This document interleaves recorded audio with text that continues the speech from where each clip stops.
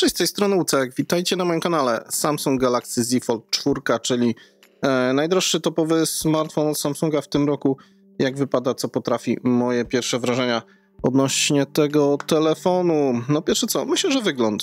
Moim zdaniem trochę poprawiony jest zawias w porównaniu do zeszłorocznej wersji. Chodzi on troszeczkę luźnie, nie trzeba aż tak dużo siły, że tak powiem, w niego włożyć.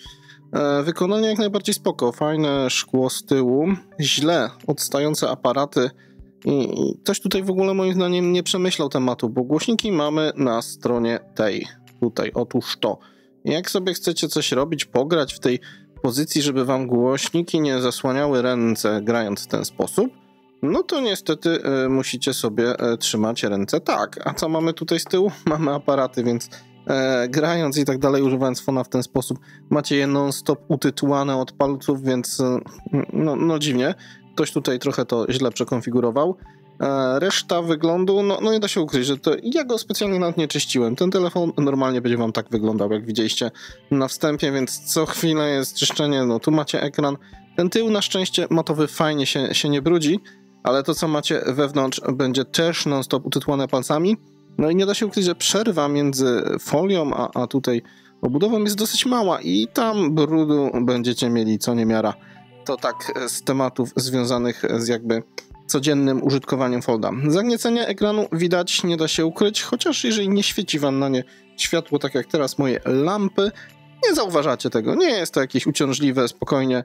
Też ono nie jest jakieś takie głębokie. Fakt, czujecie je pod palcem, no to jest, no wiecie, nie da się tego tutaj ukryć, no ale spoko. Pod tym względem moim zdaniem jest ok. Same ekrany, jeżeli chodzi o parametry jasności, zewnętrzny o wiele jaśniejszy niż wewnętrzny, co ciekawe, tego użytkować można, chociaż jest dziwna rzecz, że nie przekładają się, ale to już chyba wam we wstępie powiedziałem, układ, który macie tutaj, nie przekłada się wam na układ, który macie tu.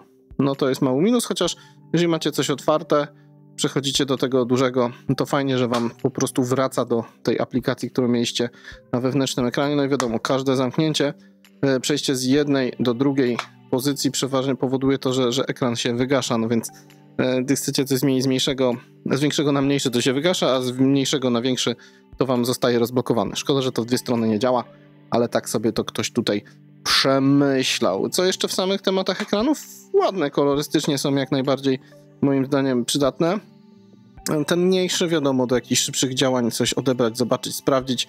Tutaj już do większych zabaw nie da się ukryć, że może się przydać. Granie na tym smartfonie, bo myślę, że tutaj warto powiedzieć, spoko, w większości przypadków 120 Hz wyciąga ten smartfon bezproblemowo. Snapdragon 8 Plus Gen 1, naprawdę bardzo mocna i szybka jednostka. W moich speed testach jeden z szybszych telefonów na Androidzie, jaki miałem do tej pory. Bardzo dobrze sobie działa, czy to z RAM-em, czy to właśnie z otwieraniem, graniem i tak dalej.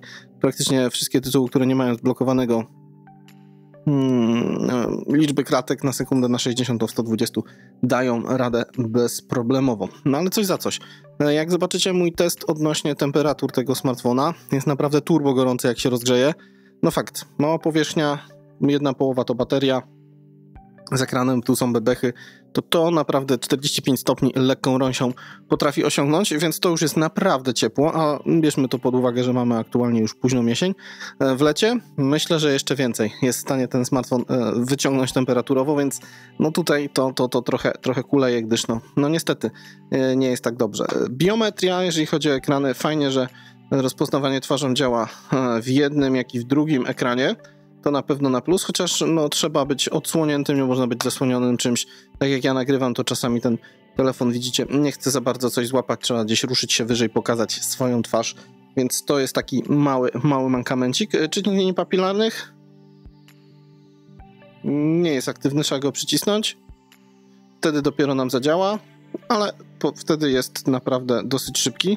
Jak na czytniki linii papilarnych, to tutaj nie mam do niego zastrzeżeń, praktycznie przy każdym wciśnięciu zadziałał i rozblokował ten telefon, więc tutaj jak najbardziej temat, myślę, że wygodny i ok. Następne sprawy, ładowanie bateria, wiadomo, ładowarki nie, kabel jest. ile to wytrzymuje? W zależności którego ekranu poużywacie. Jeżeli będziecie siedzieć na tym mniejszym, no to ponad dzień spokojnie nawet i może troszeczkę jeszcze więcej. No ale używanie już tego większego ekranu powoduje to, że ten smartfon jest jednodniowcem moim zdaniem i to tak maksymalnie jednodniowcem.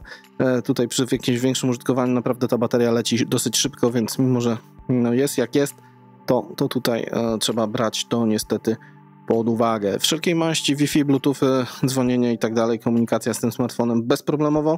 Tutaj żadnych problemów ja nie doświadczyłem. Jeżeli chodzi o kwestie fotograficzne, no to poza tym, że te aparaty ciągle sobie tytłacie palcami, chyba że macie jakieś fajne etui, to zdjęcia powiedziałbym, że no są bardzo dobre. Nie jest to może poziom S22 Ultra, który moim zdaniem jest chyba jednym z lepszych telefonów, co robią fotki, ale zobaczcie sobie całą playlistę ze zdjęciami. Jest dobrze, moim zdaniem nawet fajnie. Zoomy są nawet, powiem wam, i to bardzo czytelne, nawet takie wysokie, co moim zdaniem jest naprawdę na duży plus w przypadku tego smartfona. Fakt, tutaj mamy maksymalnie, jeżeli mnie pamięć nie myli, 30-krotny zoom, ale wiecie, no jeżeli chodzi o fotki, to tutaj będziecie zadowoleni, nie ma jakichś problemów.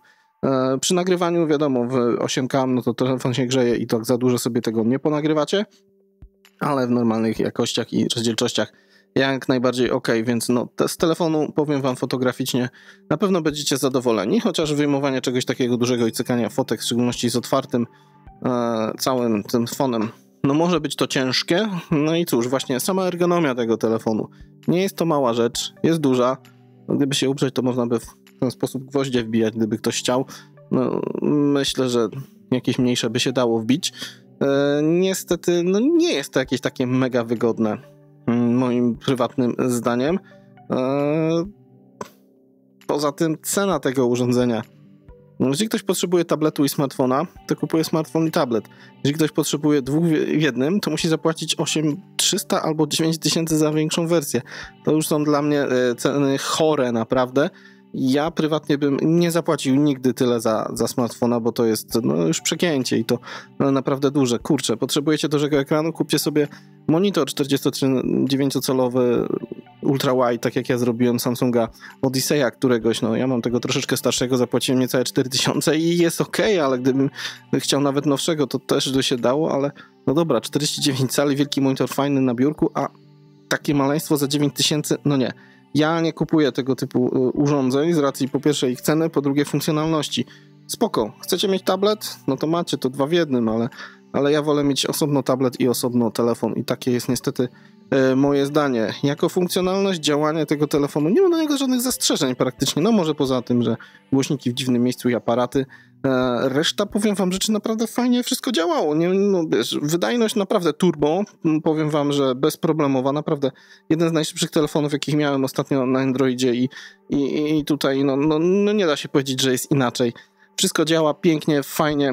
Może wewnętrzny ekran mógłby być trochę jaśniejszy, no bo tutaj jak widzicie w filmie o ekranie, to on tam 1000 nitów nawet nie osiąga, chyba że w HDR-ze gdzieś jakieś jednostronne piki, a tak to jest ciemniejszy od tego, który jest tutaj, ale no wiecie, powierzchnia robi swoje, no wygoda jest, ale dwa w jednym? Dla mnie jeszcze nie. Jakby to było jakieś mniejsze, bardziej poręczne, lżejsze, może tak, ale nie w tych pieniądzach.